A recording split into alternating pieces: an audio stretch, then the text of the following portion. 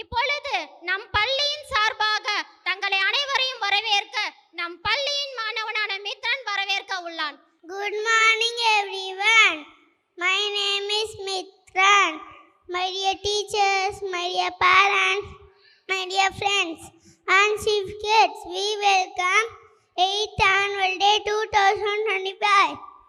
We are happy to see you on this occasion. First part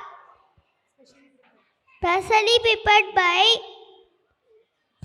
Citizen Kids Montessori Play School. Thank you.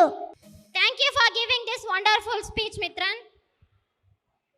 இலக்கை நோக்கி பறக்கும் பறவைகளுக்கு சிறகுகள் பளிப்பதில்லை என்றும் சிரித்த முகத்துடன் நம்மை வழிநடத்தி கொண்டிருக்கும் நம் பள்ளியின் முதல்வர் திரு மோகன் அவர்களை உரையாற்ற அழைக்கிறேன். இந்த 1 இயர் நம்ம குழந்தைங்கள்லாம் ரொம்ப என்ஜாய்மெண்ட்டாக என்ன தான் நம்ம அச்சீவ்மெண்ட் பண்ணாங்க அப்படின்றதுக்காக நம்ம இந்த இயர் வந்துட்டு ரொம்ப கிராண்டாக ஒரு ஆனுவல் டே நம்ம செலிப்ரேஷன் பண்ணிகிட்ருக்குறோம். நம்ம ஒன் டைம் வந்துட்டு KSRV ஸ்கூல் போயிட்டு ஒரு காம்படிஷன் ஒன்று பண்ணியிருந்தோம். ஸோ கரஸ்பாண்டன்ட் அப்புறம் நிறைய சார்ஸ் வந்துட்டு எப்படி சார் எந்த அளவுக்கு குழந்தைங்க வந்துட்டு ஒரு பயங்கரமாக ப்ளே பண்ணுறாங்க, நிறையா லேர்ன் பண்ணியிருக்காங்க. ஸோ நாங்கள் வந்துட்டு நேராக ஸ்கூலுக்கு வந்துட்டு பார்க்குறோம், குழந்தைங்க கிட்ட நாங்கள் வந்துட்டு பார்க்குறோம் அப்படின்னு சொல்லியிருந்தாங்க. இன்றைக்கி வந்துட்டு சார் நம்ம Ganesh Babu sir Kongu SRV international ஸ்கூலினுடைய கரஸ்பாண்டன்ட் சார் நம்ம ரொம்ப வெல்கம் பண்ணி வரவேற்கிறோம் சார். Welcome sir. அப்புறம் நம்ம அண்ணார் எல்லாருக்குமே வந்துட்டு தெரியும், எல்லாருக்குமே வந்துட்டு ஒரு பிடிச்ச நபர். ஒரு சோசியல் சர்வீஸ் அப்படின்னா உடனே வந்து நிற்பார். நம்ம தேவிலங்க அண்ணாவே வரவேற்கிறேன். நான் உங்ககிட்ட டெய்லியுமே நான் பேசிகிட்டு இருக்கேன், இன்னும் பேசிகிட்டே இருப்பேன். இன்றைக்கி ஃபுல் டே உங்கள்கிட்ட தான் நான் பேசிகிட்டு இருக்க போகிறேன். நம்மளை விட அனுபவசாலிங்க அவங்க நம்ம குழந்தைங்களுக்கு ஒரு அறிவுரைகள் சொல்லி அவங்க வந்துட்டு அவங்களுடைய ஃப்யூச்சரில் இன்னும் மேன்மேலும் பெரிய சக்ஸஸ் அடையணும் அப்படின்னு சொல்லி அவங்கள வாழ்த்த வரவேற்கிறேன். நன்றி, வணக்கம். அன்பின் சேவையில் ஆண்டவன் பார்வையில் அகிலம் அகிலவே ஆயிரக்கணக்கான மக்களுக்கு உதவி கொண்டிருக்கும் நம் சிறப்பு விருந்தினரான மாமன்ற தலைவர் திரு தேவலிங்கம் PABL MC அவர்களை உரையாற்ற அழைக்கிறேன்.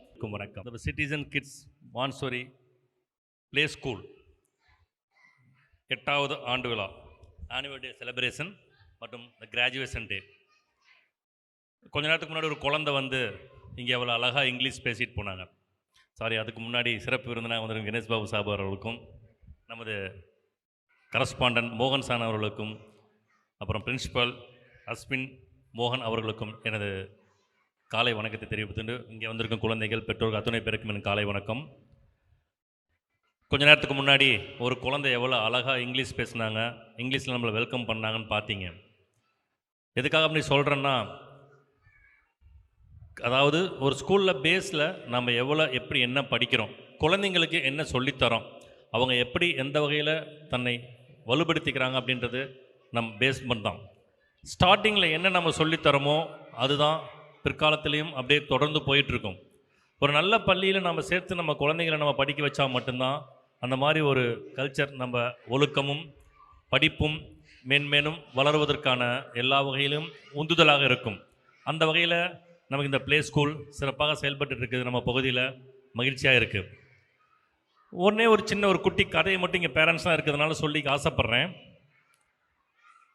டீச்சர்ஸோட அவங்களோட எபிலிட்டிஸ், இங்கே இருக்க டீச்சர்ஸ் என்ன குழந்தைங்களை சொல்லித்தராங்க, அந்த சொல்லித்தரது எல்லாமே நல்லவையாக தான் இருக்கணும் அப்படின்றதுக்காக ஒரு சின்ன குட்டி கதை.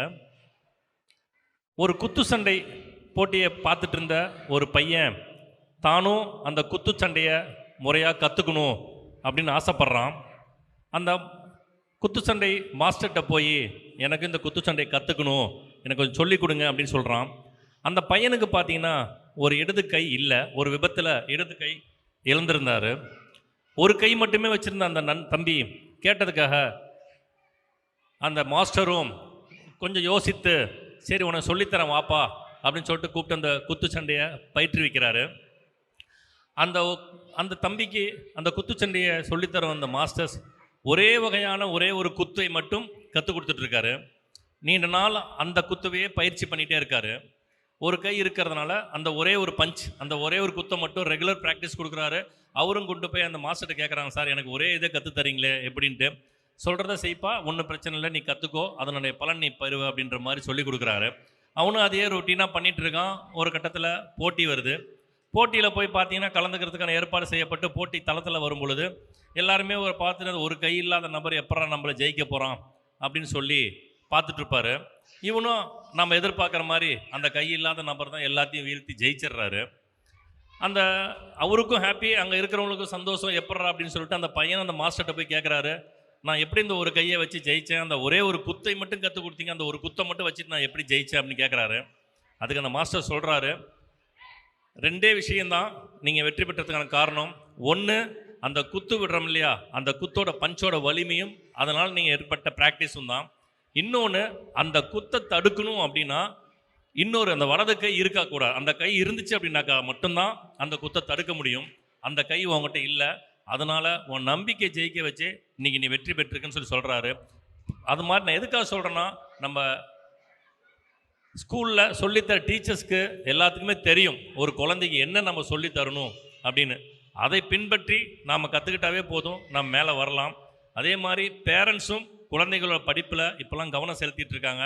அதை மேலும் மேலும் அந்த கவனத்தை குழந்தைங்க மேலே செலுத்தி அவர்கள் படிப்பு தான் முக்கியம், படிப்பு தான் நம்ம வாழ்வாதாரத்தை உயர்த்தும் என்று சொல்லிக்கொண்டு எனக்கான வாய்ப்புக்கு நன்றி பாடுற விரைவில் நன்றி, வணக்கம்.